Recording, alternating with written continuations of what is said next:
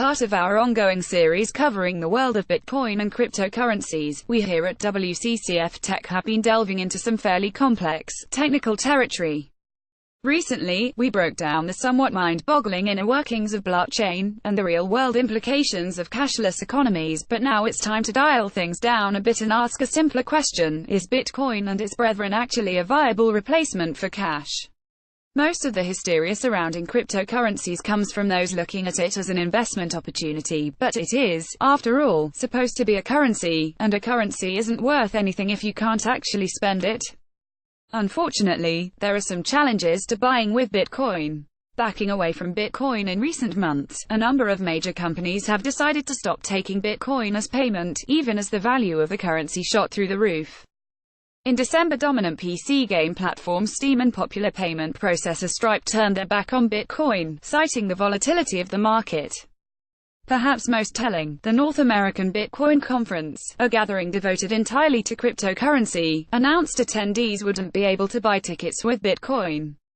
Now, we don't want to over-exaggerate the backlash. Plenty of major retail sites like Overstock, Newegg, and Expedia are still accepting Bitcoin. Still, given the hype surrounding cryptocurrency, it's odd to see any companies dropping Bitcoin. Shouldn't everybody be eager to take it? Why the sudden skepticism? Retailers' recent apprehension about Bitcoin can largely be blamed on inflated processing times and fees. The explosion of interest in Bitcoin in 2017 overburdened the network, resulting in a situation where a single transaction could take hours to process and cost you over $30 in fees. Fundamentally, one of the chief issues with cryptocurrencies as a cash replacement is that they act as a store of value. This is all well and good when you have the backing of a physical standard such as gold, or the economy of a stable country underlying your currency, but when there is little more than pure speculative trading valuation, things get a bit less clear-cut. Throw in massive amounts of volatility and it becomes clear that a lot of companies are accepting BTC to simply immediately convert it into their currency of regular trading, which brings a host of other issues associated with it. Refunds potentially become more complicated, as does the time taken to convert it into a real cash amount, all the while leaving you potentially exposed to the wild swings in value for which cryptos in general and BTC in particular are known. Steam engineer Curtis Chin laid out why Bitcoin had become more trouble than it's worth in a blog post. We've seen an increase in the volatility in the value of Bitcoin and a significant increase in the fees to process transactions on the Bitcoin network. For example, transaction fees that are charged to the customer by the Bitcoin network have skyrocketed this year. The high transaction fees cause even greater problems when the value of Bitcoin itself drops dramatically. When checking out on Steam, a customer will transfer X amount of Bitcoin for the cost of the game, plus Y amount of Bitcoin to cover the transaction fee charged by the Bitcoin network.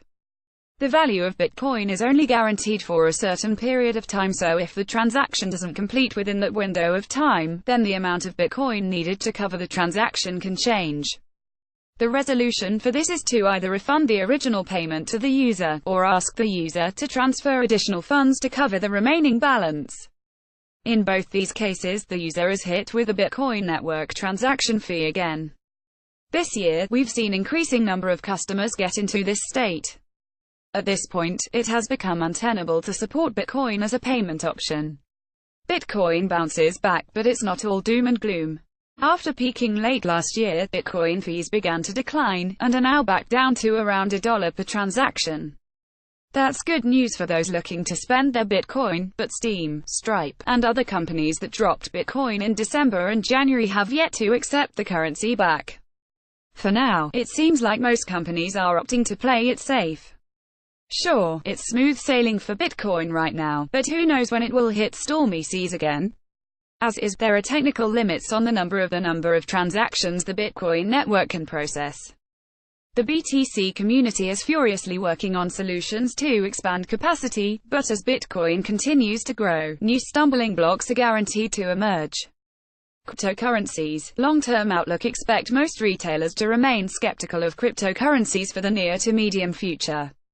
If hype drives Bitcoin prices to new heights, fees will balloon accordingly. The push and pull between those who view Bitcoin as an investment opportunity and those who want to actually use it as a currency isn't likely to balance out any time too soon. That said, cryptocurrencies aren't going anywhere, and, at some point, the community is going to have to resolve this conflict. Until then, I suggest you continue to keep actual cash on hand. What are your thoughts? Do you have any experience trying to buy stuff with Bitcoin or other cryptocurrencies? How do you think the experience can be improved?